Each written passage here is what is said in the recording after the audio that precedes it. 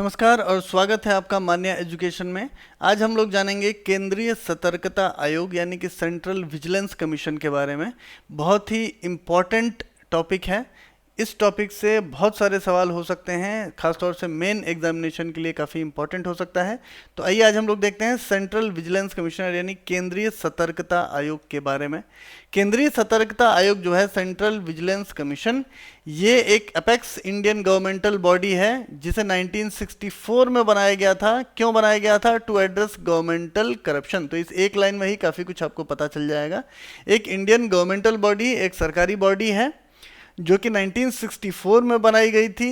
सरकारी विभागों में, सरकारी कार्यालयों में हो रहे करप्शन की जांच करने के लिए, उस पर नज़र रखने के लिए। तो सरकारी कार्यालयों में भी करप्शन होता है, सरकारी ऑफिसेज में, सरकारी विभागों में करप्शन होता है। इस चीज़ को बहुत पहले महसूस किया गया था और इन पे चेक रखने के लिए, इनकी जांच करने के लिए सेंट्रल विजिलेंस कमीशन बनाया गया था 1964 में। 2003 में पार्लियामेंट ने इन्हें स्टैट्यूटरी स्टेटस दिया, यानी कि वैधानिक संस्था का स्टेटस दे दिया था सन 2003 में।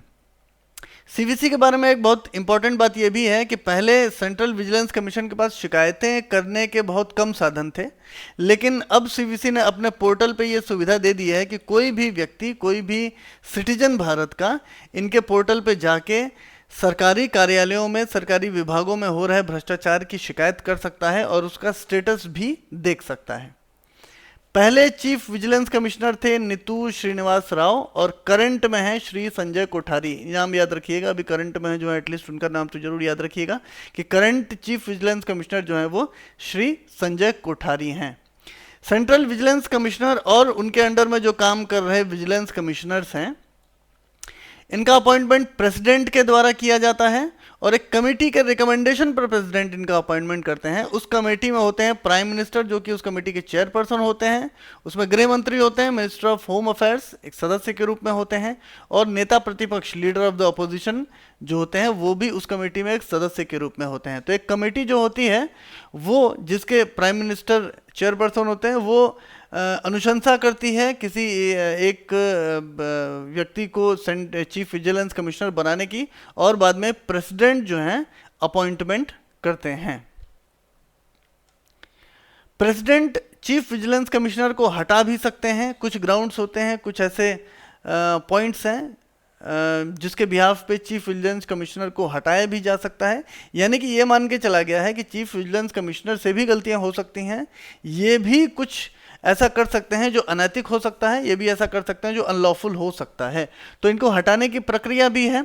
तो इनके हटाने के लिए क्या क्या ग्राउंड्स हो सकते हैं? यदि वो इंसॉल्वेंट हो, यदि उनके ऊपर कोई ऐसा आरोप हो या कन्विक्टेड ऑफेंस हो इनके ऊपर जो साबित हो जाए जिसमें मॉरल कंपास पे फिट न बैठता हो, यानी कि कुछ अनैतिक काम किया हो उन्होंने, अनलॉफुल काम किया हो, और अपने टर्म ऑफ ऑफिस में कोई एम्प्लॉयमेंट किया हो उन्होंने, पैसे लेके किसी का कुछ काम किया हो। मतलब ये एग्जैक्टली पैसे ले, ये रिश्वत वाली बात नहीं है, लेकिन पैसे लेके काम करना, किसी का सॉर्ट ऑफ नौकरी की हो, किसी की जॉब की हो, किसी की सर्विस की हो, तो भी इन्हें हटाया जा सकता है।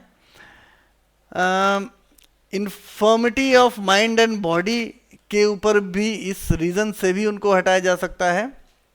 और उसके बाद कुछ और भी कारण हो सकते हैं कि यदि chief vigilance commissioner has acquired such financial or other interest as is likely to affect prejudicially his functions as a central vigilance commissioner or a vigilance commissioner, यानी कि कोई फाइनेंशियल कुछ गेन किया हो उन्होंने, कुछ उन्होंने किसी से पैसे लेकर या फिर किसी और स्वरूप में फेवर्स लेके कुछ डिसीजन दिया हो, कुछ काम किया हो, तो ये वो पॉइंट्स हैं, ये वो रीजंस हैं जिसके बिहाफ पे चीफ विजिलेंस कमिश्नर को हटाया भी जा सकता है। सेंट्रल विजिलेंस कमीशन का जो ऑर्गेनाइजेशन स्ट्रक्चर है वो कुछ इस तरह से है।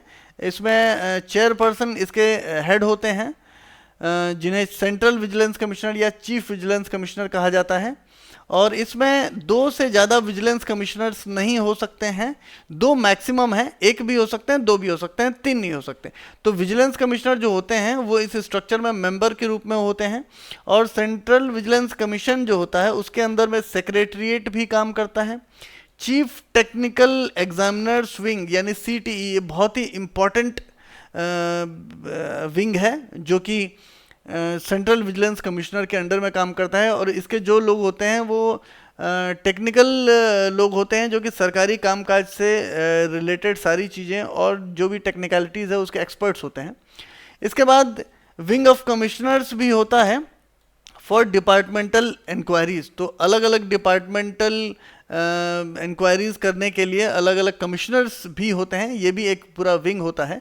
तो सेक्रेटरीट है, CTE है, CDI है जो कि सेंट्रल विजिलेंस कमिश्नर के अंडर में काम करता है और सेंट्रल विजिलेंस कमिश्नर के निर्देशों के आधार पर काम करता है।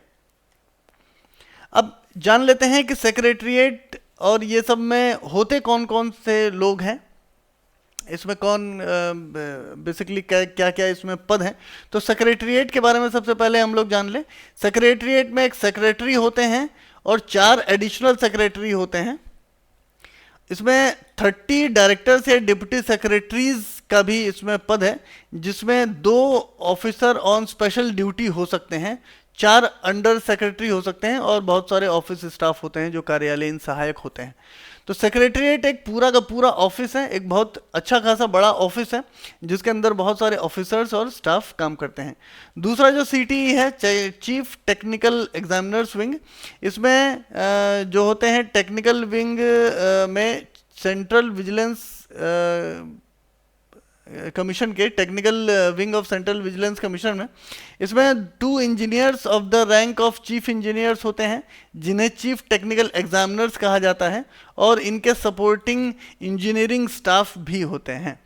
ये जो CTE है ये अधिकतर तब काम करती है जब कुछ ऐसा मामला आता है जिसमें नॉर्मल एडमिनिस्ट्रेटर्स जो हैं वो उनको डेटा चाहिए होता है, कुछ टेक्निकल डेटा चाहिए होता है। जैसे सपोज करिए सबसे ज़्यादा भ्रष्टाचार जिस ज़माने में ये CVC बनी हुई थी उस ज़माने में महसूस किया जाता था कि सबसे ज़्यादा भ्रष्टाचार इंफ्रास्ट्रक्चर में है, सिविल वर्क में।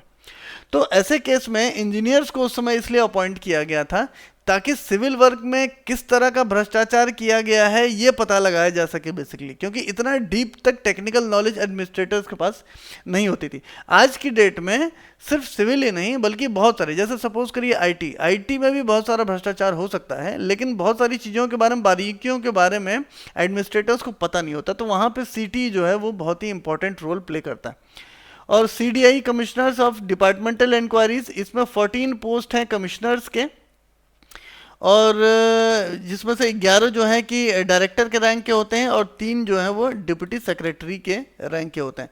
तो ये सेक्रेटरीट हो गया, CTE हो गया, CDI हो गया, ये सब CVC के अंडर में ही काम करते हैं। तो ये था सेंट्रल विजिलेंस कमीशन के बारे में, जिसके हेड होते हैं चीफ विजिलेंस कमीशन। और ये पूरा हम लोगों ने स्ट्रक्चर देखा, हम लोगों ने जाना कि ये कब बना था और इसका क्या मुख्य फंक्शन है। आपके मन में अभी भी सेंट्रल विजिलेंस कमीशन के बारे में कोई सवाल हो तो कमेंट बॉक्स में ज़रूर लिखिएगा। मुलाकात होगी अगले लेसन में एक बार फिर से। नमस्कार।